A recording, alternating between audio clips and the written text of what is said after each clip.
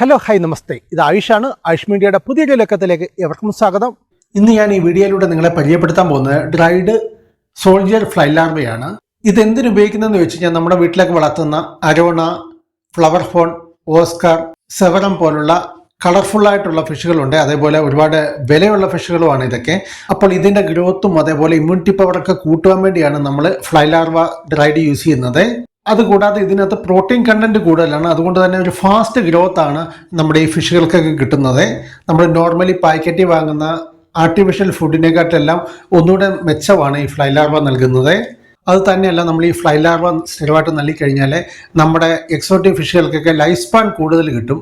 അതെന്തുകൊണ്ടാണെന്ന് ചോദിച്ചു കഴിഞ്ഞാൽ ഈ ഫ്ലൈ ലാർവയ്ക്കകത്ത് തന്നെ നമ്മുടെ എക്സോട്ടിക് ഫിഷിൻ്റെയൊക്കെ ഇമ്മ്യൂണിറ്റി ബൂസ്റ്റ് ചെയ്യാനുള്ളൊരു കഴിവും കൂടി ഇതിനകത്തുണ്ട്.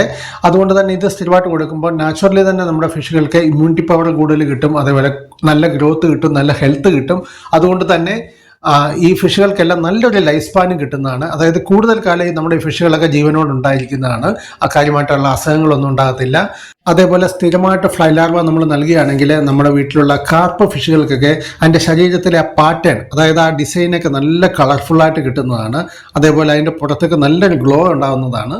അതുകൊണ്ട് തന്നെ നിങ്ങൾ ഈ എക്സോട്ടിക് ഫിഷുകളൊക്കെ വളർത്തുന്ന ആളുകളാണെങ്കിൽ അതിൻ്റെ ഡയറ്റിൻ്റെ ഭാഗമായിട്ട് നിങ്ങൾ ഈ ഫ്ലൈ ലാർവ കൂടി ഉൾപ്പെടുത്താവുന്നതാണ്.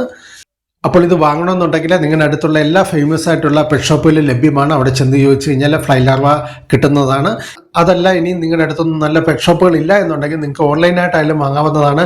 ഞാൻ എൻ്റെ ലിങ്ക് ഞാൻ നൽകിയിട്ടുണ്ട്, നിങ്ങൾക്ക് അതുവഴി ഒന്ന് ചെക്കൗട്ട് ചെയ്യാവുന്നതാണ്. അപ്പോൾ അടുത്ത ദിവസം മറ്റൊരു വിഷയം മറ്റൊരു വീഡിയോ ആയിട്ട് എത്തുന്നതാണ്.